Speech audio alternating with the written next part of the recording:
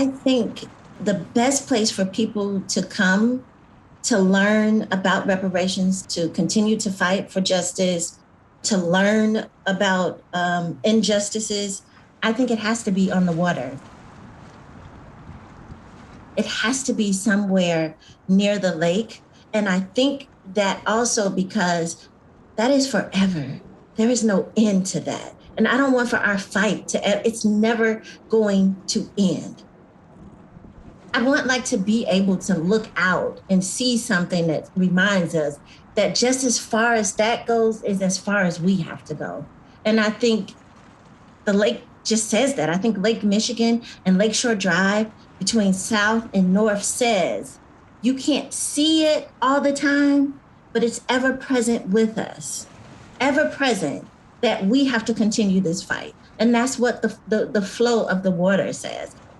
That's what the beauty of it is. The beauty of it is, hey, we won, you know, but the water says we're not done. We still have yet to go. So I don't know. When I think about people gathering and learning and fighting, I think we don't get the attention we need unless we disrupt the status quo. And that is exactly what that is. So I walked into the police station, Area 2 police station, in August of 1990. I had information that was given to me by the perpetrator of the crime. And of course, I was connected to the victim of the crime. So with that information, I said, I have to go to the police station. I went into the police station thinking, hey, you know, my grandma said the truth, you know, shall set you free. So I walked in there and I'm thinking, I'm just going to tell them what I know. It's a horrible thing, but this person had the nerve to come and tell me their part in this. And I want them to go to jail because this isn't right. And I get in there and I am in there from maybe 11 o'clock on one day to maybe 12, 1 o'clock the next day. You know, they didn't feed me. Tortured me, abused me, smacked me around, slammed me into walls, held my hand, made me sign a narrative, because I don't call them confessions. They wrote it out and made me sign it. And I kept saying, I'm not going to sign that because that's not true. So please, for anybody, I'm always going to say this. When somebody say that they were made to sign a confession, believe them. Believe them. So not only was I physically abused, but they told me that if I did not sign the statement, they were going to incarcerate my mother, the person who brought me to the police station and waited downstairs for me. They walked her past the room. They opened up the door and she was handcuffed. And they said, "You gonna let your mother go to jail for this crime?" So people are very, very quick to say, well, if you didn't do it, why didn't you sign it? They walked my mother past me crying in handcuffs. No different than they tell women in a police station, look at your kids and say goodbye because you'll never freaking see them again. That is called psychological abuse. And that is torture. When you have somebody sitting in there thinking that their parent or their children are being whisked off to jail or to DCFS custody, then you better sign this statement. That is what they do. And they do it so freely because that is the system that they set up. They weren't cracking cases and solving them with evidence. They were getting you off the street to cleanse the community. And nobody believed it happened to women. Unfortunately, I lost my baby in that interrogation room. I didn't, when I left the interrogation room, actually I had a doctor's appointment a couple days after that. And when I went, they put the fetal monitor on my stomach and they didn't hear anything. And they immediately called for the sonogram and they still didn't see any movement or anything. And they heard no heartbeat and, you know, just, it was chaotic because they were rushing, like, what can we do? What can we do? The doctor came in and she said to me, are you an abused woman? And I said, what? And she said, you have a tear in your amniotic sac. And the only way that could have happened is if you have been abused, or you were in a car accident, or there has to be some trauma. And I said, no trauma. I would not say, because I didn't want her to know that I had been in the police station 2 days prior to that and had been hit, beat, choked, slammed into the wall.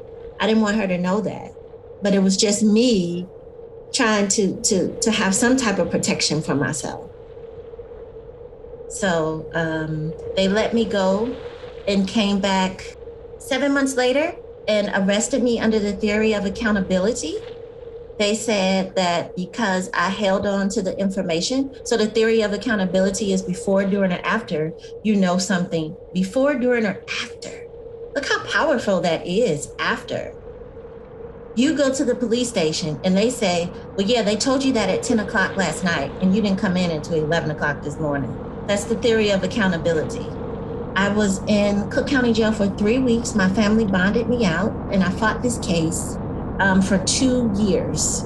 So I actually was convicted October 30th, 1992. I was sentenced November 25th, 1992. I was sentenced to 42 years in prison, which meant I had to give them 21 flat years. I completed my sentence. A lot of people are under the impression, because I have come forward as a torture survivor, that somebody walked me out of prison. I completed my sentence. You know, being a young, ignorant to the law, African-American woman, never had a parking ticket, never been suspended in school. And I was under the impression that innocence meant something. But I didn't know that it doesn't matter if you're innocent, if you're poor and Black. So I came home and I just worked and, you know, just trying to get myself back stable and things like that. I had became injured on my job and I was off of work for a long time. So once I was released from the doctor, I went back to work, but I did through temporary agency. I got to this job at the American School. It's in Lansing, and it is a high school diploma school correspondence. So you can either do it online, and it's for adults, and it's for, you know, kids. So I was the student affairs representative or something, I think was my title. And I went in and I really, I looked around and I knew that I had prepared myself those 21 years. I knew that I was, you know, in my spot at that time. So not only did the president of the school see me, she just basically came over to me and said, I see you. Not only am I going to hire you from the temporary agency, I'm going to make you my assistant.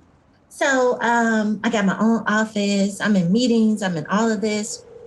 And one of the individuals who had been there for 15 years Googled my name and found out that I had a 1992 murder conviction and spread my business all over the school. And that was the end of that job. And it wasn't because the president wanted to fire me.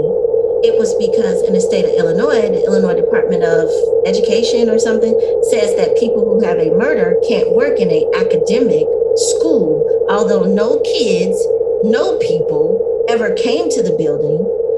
She would have lost the accreditation for the school having someone with a murder on her payroll. I was a bevy of emotions because I felt like I had done everything that I was supposed to do. So my aunt, who is a HR specialist, I called her and I was like, what can I do? So my aunt said, wait a minute, Mark Clements, it's always protesting something. He's my Facebook friend and kind of my cousin. I'm gonna reach out to him. So she reached out to him and in turn put me in contact with Mark, and we talked on the phone for hours. Mark said, as a matter of fact, what police station were you in? And I said, 111th, Area 2. And he said, what were your detectives' names? And I told him the detectives. And he said, what year? And I told him, and he said, oh my goodness. we've been looking for you.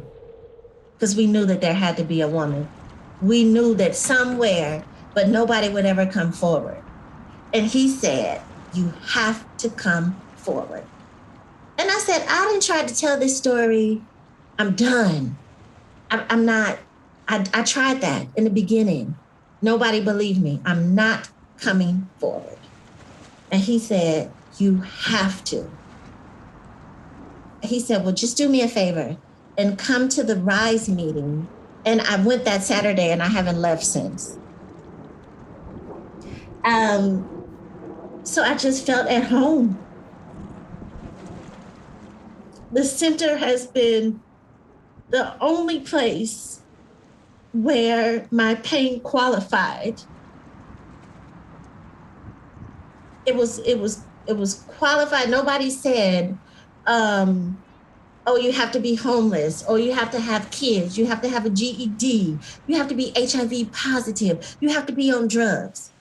It was none of those other qualifying criterias. The center said, you were harmed and you can be here. And I've been there. I've been there ever since.